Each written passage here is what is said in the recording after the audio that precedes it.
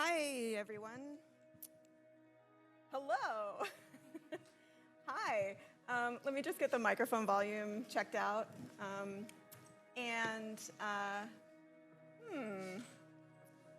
It looks like, hang on just 1 second.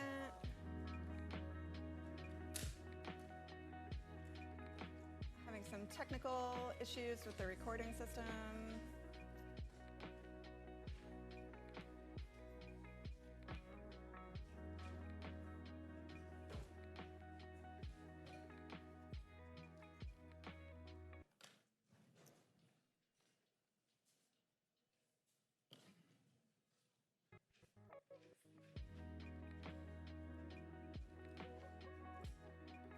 Oh, thank goodness. Okay.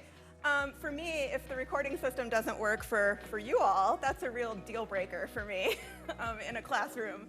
So it looks like it's just fine.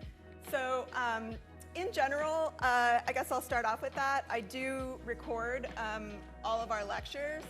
I'll talk about what that means in terms of coming to class and all that stuff, kind of as we move through the material. So I'm just going to tell you, I want to move on with class, but the preview that I usually get for the recording system is not showing my screen.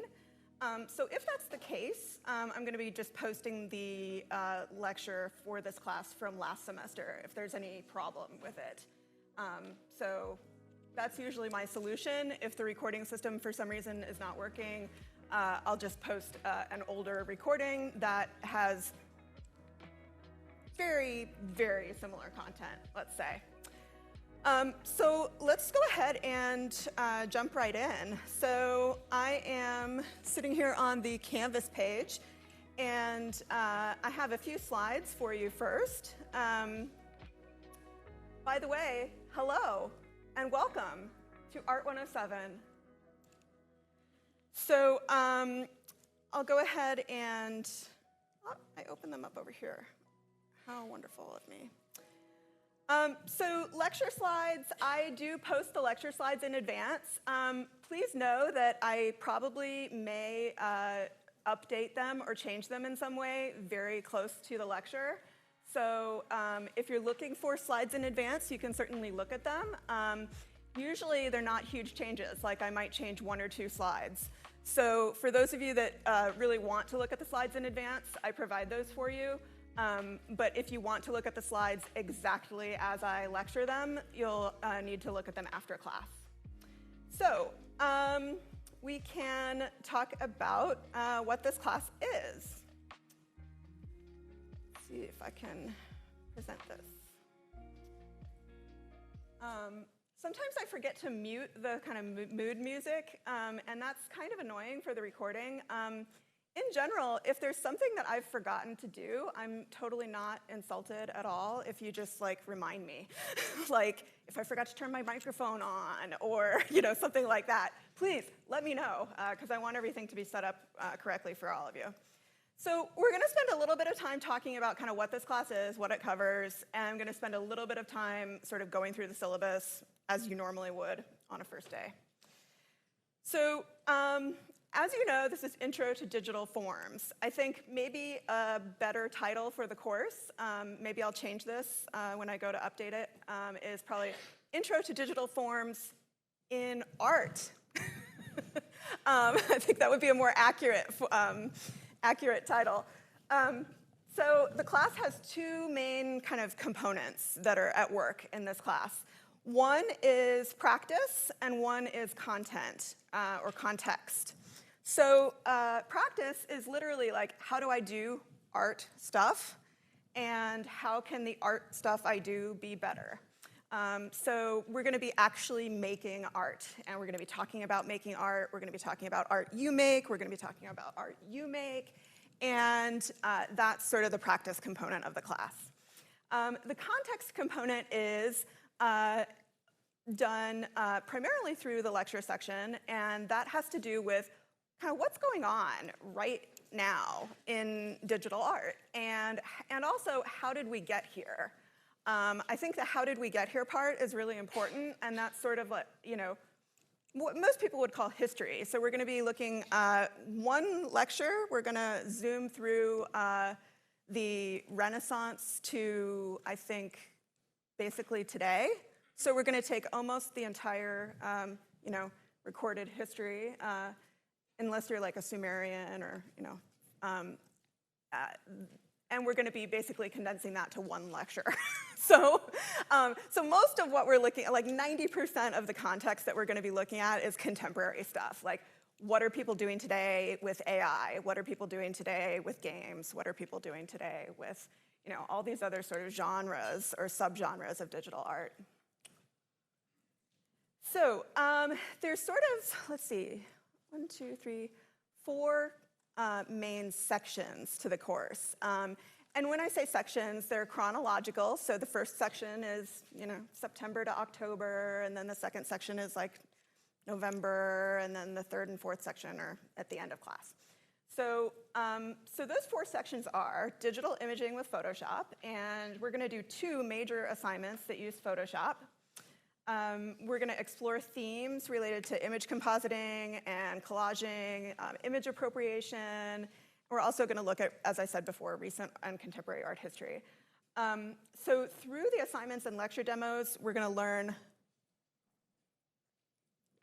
some of the basic functions of Photoshop. So here are a few examples of some of the student work that has been generated in Photoshop, just to give you kind of an idea of where we're going. The second sort of section is time-based formats. So we're going to look at video and GIF animation. In terms of like fun level, I think the section on GIF animation is the most fun. Probably for the only like simple reason that you can make your GIF, we'll upload it to a sharing site called Giphy, and you can actually download your GIF and send it to all your friends on your phone. So that's definitely, I think, the most fun. And we're, in general, just going to be looking at like how time affects the way that we see images. So we're going to be looking at, some of the technologies in video as well. So we do a video assignment that's part of that. Here's some animated GIFs. We're going to be doing the animated GIFs in Photoshop, so it's sort of like our gateway drug out of Photoshop and into a full-fledged kind of video editor. So then we're going to look at Premiere, which is really kind of the gold standard right now for video editing. And the fourth section, I've sort of separated here just in terms of numbers. There are, actually sort of 5 sections, but 2 and 3 in these slides are kind of the same thing. So we're going to do some modeling, 3D modeling with Rhino. We're going to be using Rhino 7. And I'm sure you all have lots of questions about the software we're going to be using and how you're going to get it. And we will address that when we address the syllabus. So so in Rhino, we're going to be actually modeling. We're also going to be creating lighting and materials. Sorry,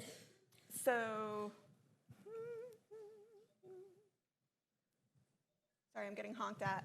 So yeah, that's super exciting and fun. If you're working towards the game design certificate, I think that the last 2 sections, well, actually, to be honest, I think all of the sections are relevant to asset building. And I'll get into that more later, but I'm actually working on a game. I'm going to put that in air quotes, a game or a game-like experience myself right now in Unity. And I'm developing most of the assets in Rhino. So the last section is we're going to look at coding and how coding can create both images and animations and other types of experiences. So the code section I actually have sort of bifurcated. So if you happen to be a computer science major that has a lot of experience with code, I have some advanced assignments that you can approach. And if you're a first-time coder, I have beginning-level assignments that you can approach. Because I really want to have everybody be able to get the most that they can out of this experience. And so vice versa, like they're just two very different sort of skill sets and two very different ways of approaching the content. So a lot of people are concerned about the class in general, like, oh my God, I've never done, here's some coded stuff.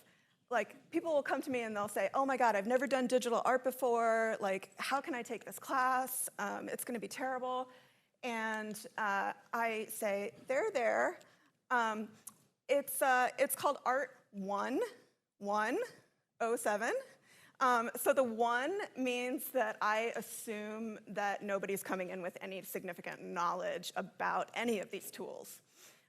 So if you're one of those people that's maybe feeling a little bit like overwhelmed already, like, don't worry. And I guess, because it's the first day of class, I'm going to tell you a little bit about myself. Don't look at my website right now. My graduate assistant is rebuilding it. So it has a big under construction page, but maybe in like 2 weeks you can look at my website. And I kind of got started professionally back in what is now historically known as the .com era. I pretty much follow like the classic path of most people who kind of came up in that time. I actually got a job while I was still in high school because I had programming skills and also some design skills. And I was just, at that time, it was sort of like, if you had those skills, like people would literally come and knock on your door. Obviously, we're living in a different time. And now, here's the part where the .com experience gets kind of interesting. So I had this like really great experience, right? I'm like not even 20. I had a really nice car. I had a really great job. I rented a house. I was like, college? Pfft, who cares? And no, really. And then maybe like 3 or 4 years, I was able to do that. And then the .com era ended. And basically, everybody got laid off. So I lost my job. I was not able to like take care of myself. I had to move back in with my parents. I had to give my car back to the dealership. I'm like, wow, I know. So, you know, it was kind of a thing, right? It was just a big cultural moment. And I had what most people would describe as like, you know, a kind of like wake-up call where I just sort of said, wow, I do not want to be working for this giant company that when things start going south is going to drop me like a hot potato. And, you know, then I have nothing to fall back on. So I actually decided to take my zero income and go back to college with Pell Grants and, you know, like the kind of stuff that you get when you don't make any money. And of course, I took out a huge amount of student loans. And I basically just decided like I wanted to be an artist. The other thing, aside from just working for a large soulless corporation that, you know, doesn't really appreciate you, the other thing I didn't really like about that whole lifestyle was that I didn't feel like I had a voice in my work. And I didn't feel like I could communicate effectively my experience with the world, which if you're a creative person, that's really like the foundation. That's like job one, right? Of kind of how you want to be able to do things. And so I really kind of at that point, Claire, I transitioned from being a graphic designer to being an artist. Ooh, Claire's a graphic designer. So anyway, yeah, and then I kind of just went through the system and became a professor. So there's some other steps in between, but that's basically the short form. So what I'm interested in right now at this current moment is code and procedural generation. So I'm working in Unity right now primarily. And when I say I'm working in Unity, that means I'm also working in like 10 other tools to feed into Unity, right? But I've been generating a lot of stuff directly in Unity. I'm also interested in my art. I make a lot of physical objects and environments from data, code, and other digital sources and transfer them into physical formats. So for example, I'll carve like a sound file into wood. And I might show you what that looks like at some point. In general, one of the things that I like to do in this class, obviously we have a lot of material to cover, but I do also like to just kind of every once in a while show you all what I'm working on because it's just a good idea to see kind of how the process works. So I work a lot with audio. I've made a lot of custom audio as part of my work. As far as thematic interests, I'm really interested in gender and power and kind of the history of feminism. I've done a lot of projects that deal with under-recognized histories, and in this case, mostly women's histories. I'm also really interested in non-human perspectives, so plants, animals, algorithms, all of that stuff.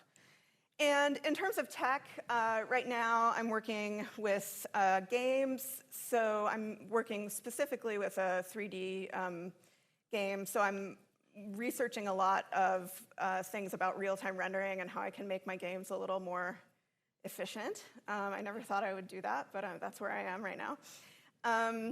AI, I've also been working a little bit with AI tools, and that's been super fun. We actually have a guest speaker coming in the graphic design area who is a researcher that studies AI tools. Yeah. Yeah, so I'll tell you all about that. We have a few speakers this semester coming into the department that are really engaged with technology. So yeah, I'll make some announcements about that kind of stuff. And then as far as hobbies and interests, or if you would like to make small talk with me, I am really into sustainable agriculture. I have played Dungeons and Dragons for almost 23 years. Like, nerd. And I am obsessed with cats, obviously. So as far as what you can expect this semester, we're going to have a lot of art, and we're going to have a lot of art making, and we're going to have a lot of digital tools. So I said I would show you something that I was working on. Since my website is down, I'll show you off my Instagram. I don't mind if you follow me on Instagram. My Instagram is about like 85 to 90% professional, plus pickles. And occasionally my cat will sneak in there. But it's a professional page, basically. So this is just a capture of the environment that I'm working on in Unity right now. I actually generated these forms with code, and then the terrain on the bottom is made with a terrain generator. I couldn't make the terrain generator as spiky, so I basically had to do it myself. And then this dish, which when I get the environment more built out, this dish right here, which is on this clip for like 1 second, I did that in Rhino and imported it into Unity. So a lot of people, how many people in this room are doing game design certificate? Yeah, quite a few usually. And a lot of people will just ask me like, how does this relate? And I'm just like, yeah, trust me, it does. So yeah. Okay, so with that said, let's just jump into the syllabus real quickly, and then if I get through it, we should have some time for questions, which I love. So as we hit this in the syllabus, I'll just like, yeah. Oh, in fact, we can pass the mic. Yeah, okay. So, all right.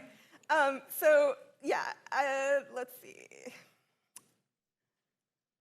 Somebody asks me every single semester, what happens when Canvas doesn't load an external link? By the way, I get at least 5 emails about this semester. Just click on the link on the top and it'll take you straight to Google Drive. Especially with YouTube links, for some reason it won't embed the YouTube in the window here. So sorry about that. So Le syllabus. So I just updated to the new syllabus template, so this will be maybe even less exciting than it was before. So the introduction and theory, blah, blah, blah, practice. Okay, yeah, we already talked about that. So here's my email address. I'm actually going to zoom in on this a bit. So my email address, maybe even more.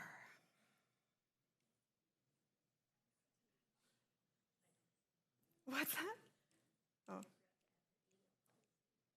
Oh, well, okay, you can tell people what your email policy is. So yeah, here's my email. If you could do me just a slight favor and put the course number, just put 107 in the subject line, that helps me organize and filter my email. I get a lot of email, as you can possibly guess. So my email policy is, I'm just going to do this even though it's not on. It's like, I can't not. So while I will try to respond quickly to your email, and sometimes, you know, I'm like, literally, like, you hit the button and you get a reply from me, like super fast. I can't always do that because I have this pesky thing that interferes with my professional life. It's called a personal life. And so yeah, I sleep, I try to take some time off on the weekends, you know, do normal person stuff. So probably what you can be guaranteed is that I will reply to your email the next business day. If for some reason I don't reply to your email within the next business day, unlikely, but it's possible, I would not be insulted even a little if you send me a reminder, because sometimes I get so many emails that like I can't scroll that far down without like feeling like my fingers are gonna fall off and I have to like walk out of the room. No, I'm sort of joking, but I mean, it just gets ridiculous sometimes.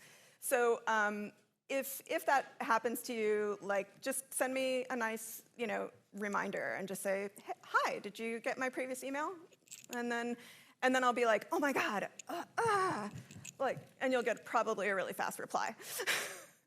So for office hours are like kind of interesting now, I'm sure for all of your professors. Basically, I will be here in this building a half an hour before class and a half an hour after class if you need to ask me questions or you need to talk to me. If you want me to show you how to do something and you think it's going to take more than 5 minutes, you should probably schedule an appointment with me. I'm available pretty much Monday through Friday, 9 to 5. I mean, with some times excluded for when I'm teaching my other classes. So like, as far as possible appointment times, my schedule this semester is pretty lenient. My preference for meeting would be probably Wednesday, would be my best day for meeting in person. A Monday and Friday, I'm not planning on being on campus. Whether you choose to request an in-person or a Zoom meeting, definitely if you request a Zoom meeting, I'm going to be much more flexible about times that I'm available. And if you request an in-person meeting, I'm going to be slightly less flexible because, you know, there are only certain days of the week that I'm on campus. So in general, I think it's, you know, part of my job to be available for y'all. So, and I want to do that. So let's see. Oh, TAs. It's time for the TAs. All right. Me first, okay. Claire. I'm Claire Tomque. If you are in section 307, 308, or 309, you're with me. I am a second year MFA graphic, it's so perfunctory. Second year MFA graphic design student, but I do a lot of analog processes and traditional handmade work. But I also have a background in advertising and print design, so. Yeah, she's like a legit graphic designer. Oh, thank you. Yeah. Sometimes I fiddle with paper mache, and I'm like, am I anymore? But I'm looking forward to getting to know all you guys and talking about design and art and all of that. So I will see you also right after this for the Thursday sections. Yay. Hi, everyone. I'm Natalie Lambert. I'm a third-year graduate student in the 4D department. It's really great. I work with video and glass mostly, with some performance aspects, but my background is mostly in like what I'll be teaching you. I teach the 301 to 303 classes on Fridays, so you'll see me tomorrow at 9:45 for our first class. Please be alive and caffeinated. I will. Yeah, it's gonna be great. Hello, I'm Tony Duvall. I'm teaching the Tuesday section. I'm a third-year MFA student in painting and drawing. I taught Art 100 last year. Did I have any of my students in this class? This former Art 100 students?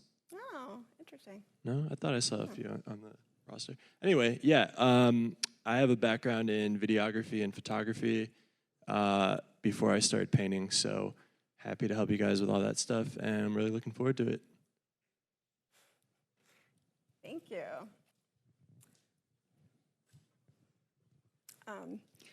Also, just if you're planning on asking me questions after class, I'm actually going to stay at the podium. Well, actually, I'm not sure if I can stay at the podium. I'll tell you what, I'll be out there, but it might take me a second to get there because I hurt my foot yesterday and I'm walking with some assistance. So just be patient with me today. Hopefully that won't be an issue moving forward. So just continuing along, I think we already kind of went through the learning outcomes. How credits are met by the course, you do not care about that. Oh, this is hilarious. This is a new thing that they made us put in the syllabus. Regular and substantive student-instructor interaction. So I offer regular and substantive in-person interaction twice weekly in our lecture sections during class time. So if you come to class, you can interact with me. Amazing, huh? So also you can interact with me at other times via the sort of office instructions that I told you about. So I have an inspirational quote, which I think is really apt for digital media. It's from a really amazing digital media artist named Golan Levin. Look him up if you're interested. He says, with identical options to choose from, everyone's art begins to look and taste the same. And especially with regards to digital tools, I think we can probably understand what he means by that. That maybe there's a certain filter in Photoshop, and if you've seen it done once, then every time you see it from then on, you would think to yourself, oh, that's the crackle filter, or that's the this filter. I see it a lot in contemporary design. Just when I'm out shopping at the store, I'll see patterns that are designed, and they're literally knockoffs of Photoshop filters. It's just amazing. So basically what he's saying is that with software tools, someone else is making certain decisions for you. And so I think that the quote is sort of meant to be like a challenge to think about how can you think outside of the box of a given software tool. And so it's an interesting challenge. So course website. I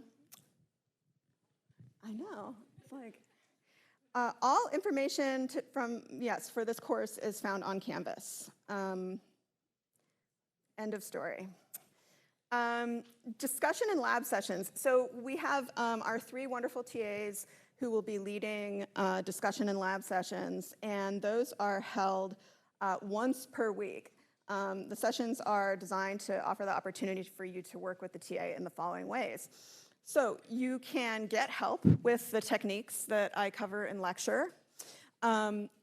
You can, and when I say get help, I mean you can get help from a human being. There are other ways that you can potentially get help just by doing your own research, but you're paying, somebody is paying a lot for your credits, right? Whether, whoever it is. And so, I guess my sort of advice to you would be like, take advantage of the resources that are available to you. And the TAs are one of the major resources in this class. So, yeah, like use them. So you can work on your assignments. You can get feedback on your assignments. You can also get feedback from the TAs and also your peers in the class in critique sessions. And I really hesitate to call them even critique sessions because critique is sort of like an old school art school word where you know, you basically like nervously put up your drawing and then you stand there and you think, oh my God, oh my God, oh my God. And then this like, you know, usually like old man comes in and he's like, oh, it's garbage. And that is not going to happen, like even remotely. So you kind of have to basically think of them as like peer feedback sessions. You know, the idea is for those critiques that we're sort of all learning together. So I would approach them accordingly. And then also lab attendance. So attendance for lab is required in case of illness, and this goes for any course session. In case of illness, remote alternatives are available. I think for more than a couple reasons, I basically had this kind of moment during COVID where after maybe a semester or two of making my classes available on video, I realized that not only does it give people who get sick a flexibility option, but I think it also actually helps you all learn. Because I kind of was just reflecting on how I would learn a new tool, and if I were to learn a new tool, I would probably look at a video tutorial. So I don't think it's really necessarily even possible to follow along with the tutorials unless you pause it and kind of do the thing and then go through. So I just think they're a really valuable tool, and I'm happy to provide them for you. So required software, this is like a whole sort of ball of wax in this class. So all this software is required. It does not need to be purchased. It does not need to be purchased because the School of Education, my employer, is going to be giving you all a free subscription to Adobe Creative Suite. This is where I get to be like Oprah. You get an Adobe, you get an Adobe. So yeah, everybody's getting a free subscription to Adobe. The Rhino is a tool that you could purchase a student version of if you wanted to for I think $50, but we are going to use the trial version in this class, and we do it towards the end of the semester, so there's no reason you need to have it all semester. If you're one of those people that likes to kind of get ahead of everything and you want to get all the software installed, just don't install Rhino until we actually start, because it's a 90-day free trial. So if you install it right now, you won't be able to. You'll just have to invent another email address and download it again. And who wants to do that? That sounds like work. And then P5 is a free online tool. So other course materials, this is probably a good moment to talk a little bit about hardware. Can you use your laptop for this class? I'm kind of not being a smart aleck, but I don't know, can you? Yes, everyone may use their laptop. Now, literally, can you? I don't know. For the Photoshop section, probably everybody can use their laptop. For the video section and the Rhino section, however, if you have a somewhat lesser equipped laptop, like a MacBook Air, you might want to consider using the machines in the lab. And that's something that you'll just have to kind of play by ear. In other words, go ahead and try it. It depends on how new your I mean, I can't say because I don't know the age of your laptop, et cetera, right? And it's not something where I feel like, oh my gosh, you have to run out today and buy a MacBook Pro. That's absolutely ridiculous. No, you do not need to rush out and buy a MacBook Pro. I think probably we have 20 workstations available in the labs, in the art lofts. And if you work efficiently, those are available nights and weekends, basically 24-hour access, right? Yeah, so you could work in there really as long as you want. There's even a snack machine outside. Yeah, Yeah. So if you have serious concerns about the age or capabilities of your machine, probably the best thing to do is to just click this little Apple button, click About This Mac, and send me a screenshot of some of those details, and I will tell you what I think. Okay? Deal? Deal. So the other hardware thing that you might want to take care of is you might, in bold, you might want to consider getting a portable hard drive. Obviously, here on campus, we have wicked fast internet access in most places. Not all, most places. So for example, if your dorm or your, where you're mostly using the computer doesn't have fast internet access, that would be a great reason to get a removable hard drive. If you plan on doing a lot of video editing in the future, that would also be a great reason to get a removable hard drive because video files take up a ton of space on your computer. So if you're thinking about that, or if you're thinking about really any like sort of tech questions, you can email those to me and I'm happy to answer them. So homework. We do have homework assignments in this class. They're creative in nature, where you're actually making something, and you can submit them to Canvas. We also have 2 exams. We have a midterm and a final. The midterm and the final are solely based on lecture content, and they are Canvas quizzes. They're not cumulative, and I post them so you have 24 hours on Canvas to take them.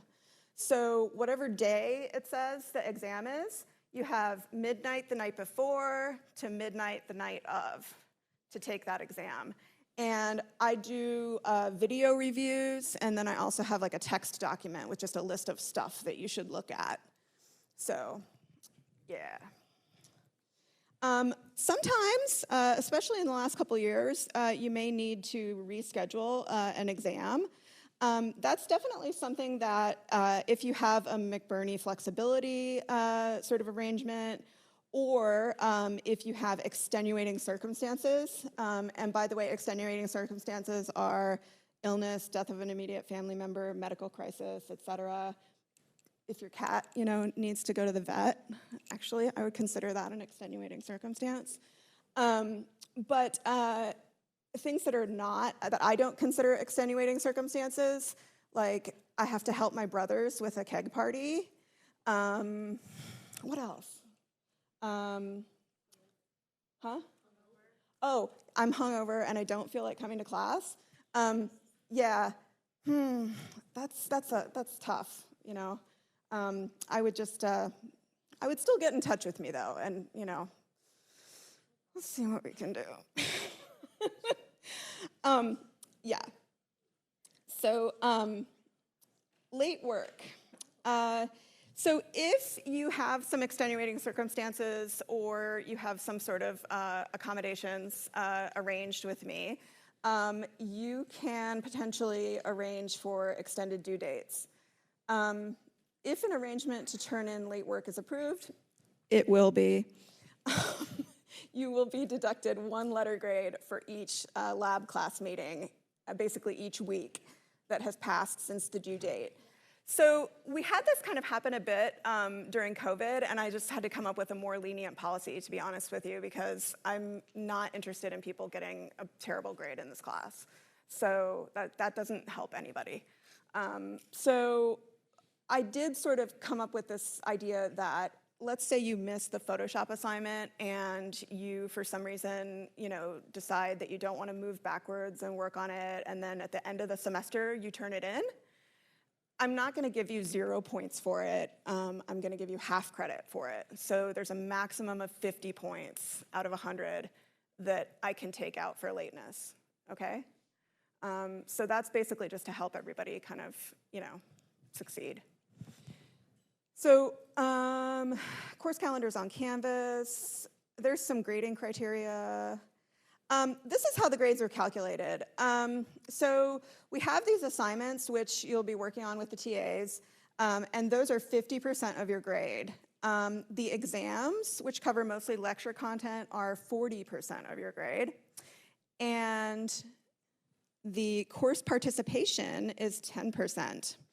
So course participation, you'll receive a course participation score at midterm and at the final. And what course participation basically means to us is if you interact with the TAs, if you attend lab, if you participate, literally participate, like say something in peer feedback sessions, then you will get full credit for participation. If you have a very high participation score and you're on the borderline of a grade, that will, when I go to assign final grades at the end of the semester, that will inspire me to be generous. How about that? Yeah, that's basically it. So there's a couple of, there's a sort of like litany of policy statements that the university would like us to include in our syllabus. I included two that I think are particularly relevant to this class. So one is the policy on academic integrity. I want to say, and this is certainly not in the university policy on academic integrity, that I don't enforce against the use of copyrighted material within the context of this class. There are many assignments where I ask you to use source material from other sources, and for those assignments, it's entirely appropriate for you to go find copyrighted material. Now, the kicker there is that if you leave this class and try to sell tickets to your amazing video, let's say you do a screening out on the quad, then technically you are in violation of copyright. So if you do use copyrighted materials, I think we really just need to be sort of conscious of what fair use means. And we'll be talking about that in class as we sort of move along with these things. So, of course, the way to deal with potentially not breaking the law, don't break the law. Yeah, just use your own stuff. Make your own stuff, use royalty-free websites, yada, yada. Lots of places where you can get free material. So I also want to just say a tiny bit about the diversity and inclusion statement. And you may be thinking, like, how does that apply to this class? Well, I'll tell you. So images are powerful things. And there are certain images that probably, I don't technically like ban anything in this class, but there are certain images that people really just shouldn't see in an environment like this. Can you think of one? Oh, like a swastika, for example. Yeah, hate symbols is pretty much kind of where we sort of just are like, no, we're not doing it. And I think also when you're working in the feedback sessions with your peers, I think it's really important to remember that we all come from different backgrounds and just to respect people's backgrounds. So, basic stuff. Let's see. Also, if you have a McBurney, they used to call them passports. I think they're just called accommodations arrangements now. Please come see me during the first 2 weeks of class after the lecture. Or send me an email, and I can maybe perhaps make a Zoom appointment with you. I do like to get that stuff kind of straightened out in the beginning of the semester. So I will also say, maybe proudly, that many accommodations that people seek out are built into the structure of my class. So many of our requests are kind of non-issues. So we are willing to kind of work for you. So we need to wrap up in a couple of minutes here. We end at 12:55, believe it or not. Just remember that, 12:55.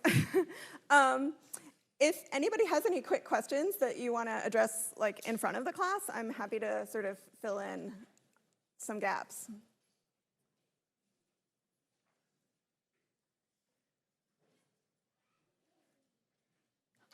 Hi. What actually happens in labs? I'm going to let the TAs answer that. I observe them like once a year, but they're better equipped to answer that. Yeah, what happens in mine? Labs can vary from demos to work days where there's peer review or we as TAs will help you if you have questions. It could be a critique day, particularly after an assignment is due, and then everyone's work will be shown and we will discuss it, talk about any themes, etc. It varies depending upon the project we're on, but it's anywhere from work time, help time, peer feedback time, or our feedback time to critique. Does that sound about right? Yeah. Yeah. Yeah. Did anybody else have a question? No? All right, well, I am looking forward to working with you all, and I'll see you again on Tuesday. Thanks for coming.